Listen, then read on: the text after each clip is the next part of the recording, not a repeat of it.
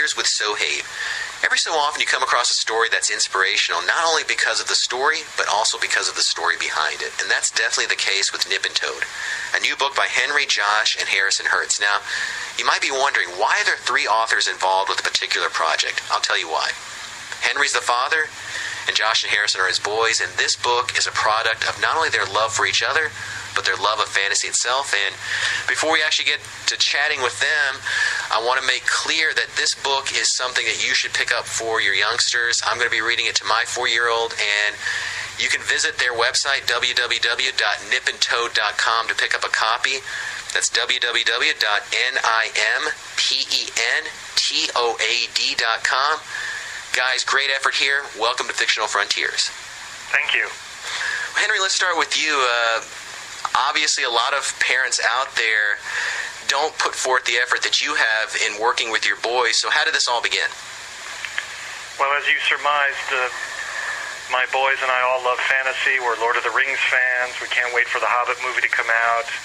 Josh also plays Warhammer 40K, which is a science fiction game, and I play the fantasy version. So I got my start in elementary school with Where the Wild Things Are and never looked back. Really enjoy fantasy. And so just to promote an interest in fantasy for them, when they were younger, I started writing a story for them.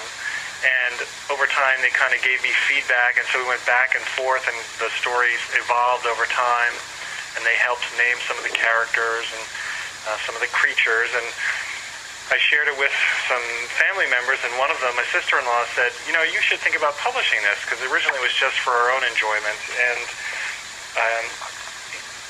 I thought about it for a while, and I was like, you know, that's not a bad idea. I just got to find a good artist, and that itself was a journey, because there are plenty of artists out there, but you want to find somebody that catches the right tone for the story, and the guy that we eventually found just did a fantastic job, so we're very happy to have hooked up with him. Did you have to really get them aboard completely, or was it something where they said, look, Dad, we want to write something, we want to produce something of our own, we love those books, we love those stories out there, but we can do this too?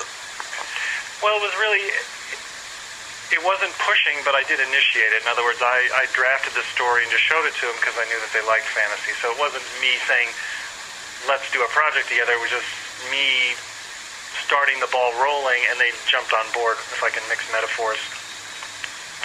Josh, let's start with you. When your dad started this story with you, how excited were you? Well, I was excited. It was just fun, reading a story to yourself. As my dad said, we went back and forth. It was fun reading it because, it's a story that you did, and it was like, it's not, there are really good books out there, but it's just really makes you feel good when you, actually get to read the book that you made. And Harrison, what about you? Were you nervous at all when your dad asked you to work on this?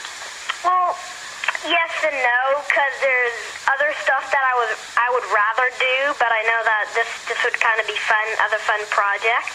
So we didn't use any of the Lord of the Rings. I mean, in our book we have goblins and orcs and trolls and a giant, and those are all everyone knows what those are. But we introduced some new ones that we made up. We didn't take any ideas from we obviously it's fantasy, so we didn't take any ideas from any other companies, but it was we invented a couple of new creatures like Nebel. My grandpa, he actually made up that word. Nimpentoad, my brother, made up, and Rhinotaurs we made up. So it was kind of just. Well, Harrison, what about you? When you saw the artwork coming in, you saw the illustrations, you saw how these creatures were looking, it had to be amazing, because I know here at Fictional Frontiers we have a couple people working on their own projects, their own books, and they're working with artists. And when those pages come in, their eyes light up. So it must have been so great to see the creatures you were working on drawn for you guys. Yeah, it was really nice because we got to look at them, and then we could tell our dad what we liked about them, what we didn't like about them, and then we could send the stuff back to the artists and tell them. So. Well, Henry, talk about that. Your boys obviously were very, very much involved, and as Harrison mentioned, he would pick certain things he liked, and he would push things in particular directions. How much of a collaborative process was it? Oh, well, very. By design, it was very collaborative. It was collaborative both on the narrative text and on the artwork. I would propose stuff to them and get their feedback and fold it into the feedback that we provided to the artist. And what about the story itself? For those of our listeners who are probably going to want to pick this up after they hear this segment, what's the premise? So they're these small furry creatures that might seem reminiscent of hobbits. They're called nibblings, and they're the smallest creatures that live in this forest, and they're constantly finding themselves being picked on by larger creatures like goblins and orcs and trolls. And so they have this sort of natural leader in their group named Nimpentoad, and he proposes that they make a journey through the forest to ally themselves with the giant. Hopefully he can protect them in exchange. They can do a lot of the chores for him that he's too big and too strong to do easily himself.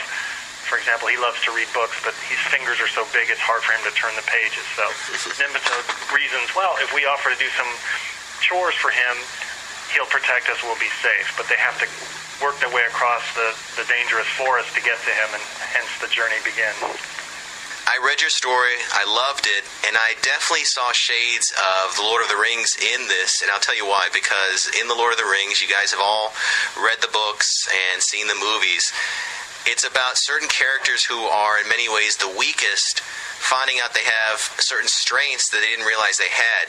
Was that something that you saw in your story as well?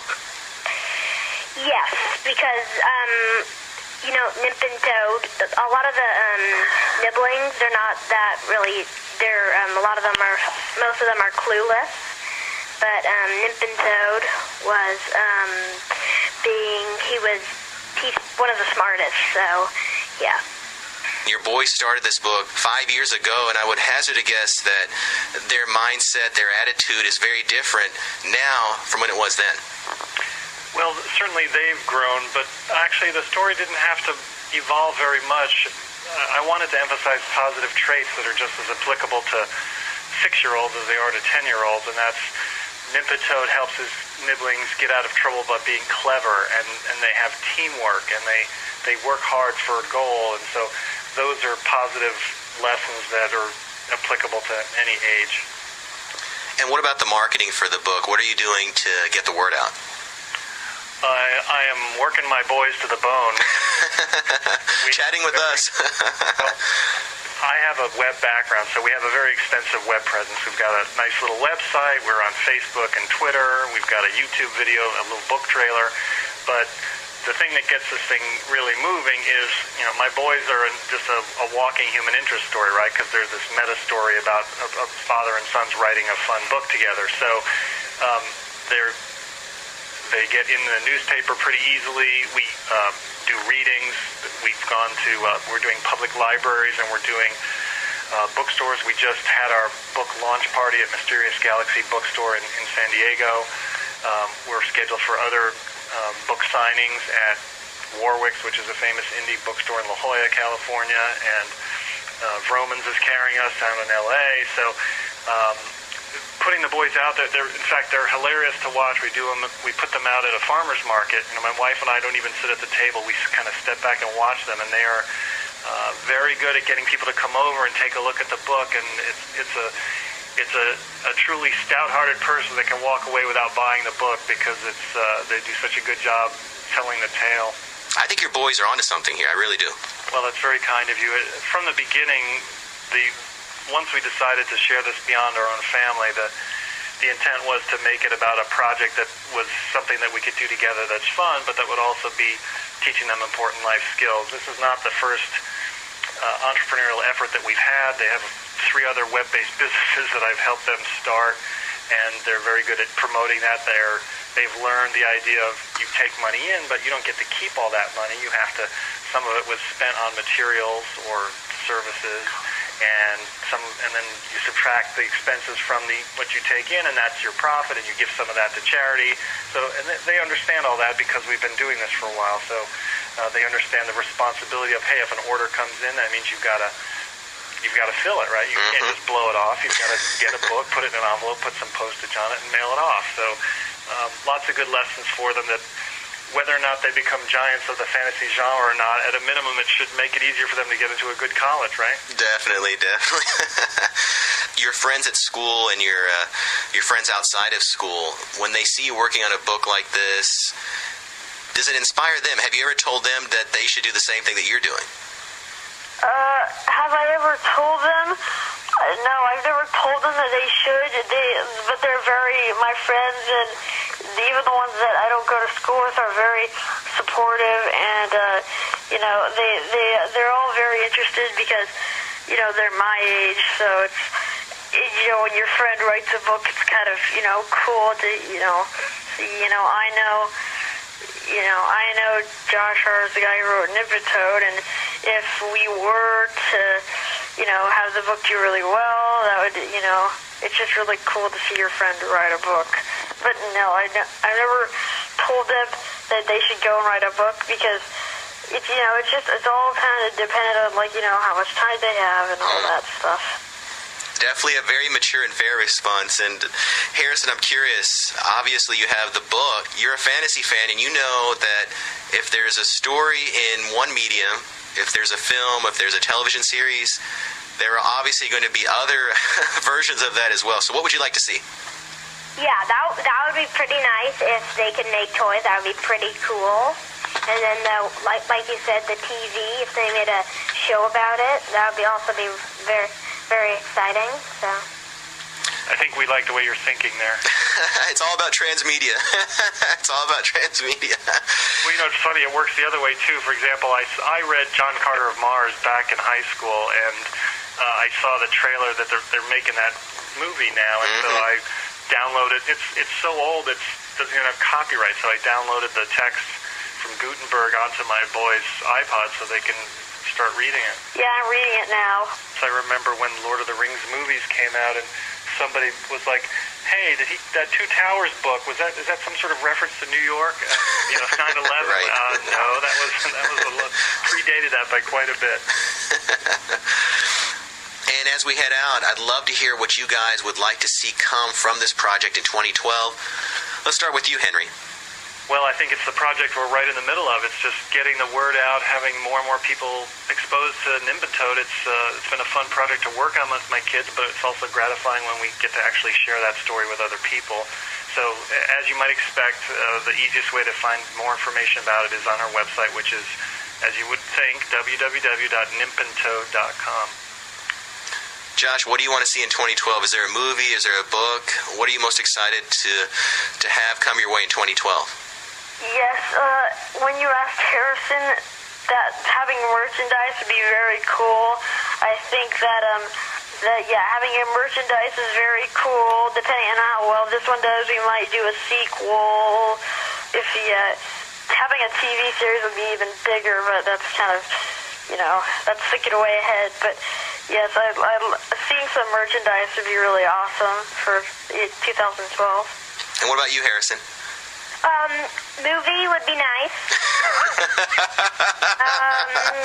But you never know what's going to happen. So movie could be nice. Like I said earlier, the toys would be pretty cool. And so, yeah. You know what I'd like to see, guys? And I'm going to actually get in touch with one of my friends to see if we can make this happen. Chris Rao, the editor-in-chief over at IDW Publishing, is a good friend of mine. He's on our show bi-monthly. I don't know if you're familiar with the company, but they're the 4th largest comic book publisher in the States, and they're in San Diego. So, maybe we can work something out along those lines where there'll be a comic iteration of the book. Well, that'd be fantastic. We certainly appreciate the help. And again, it's Nimpentoad by Henry, Josh, and Harrison Herz. Visit their website, www.nimpentoad.com. Again, that's www.nimpentoad.com. Guys, great effort here again. Don't forget us when you hit the big time. Thank you very much.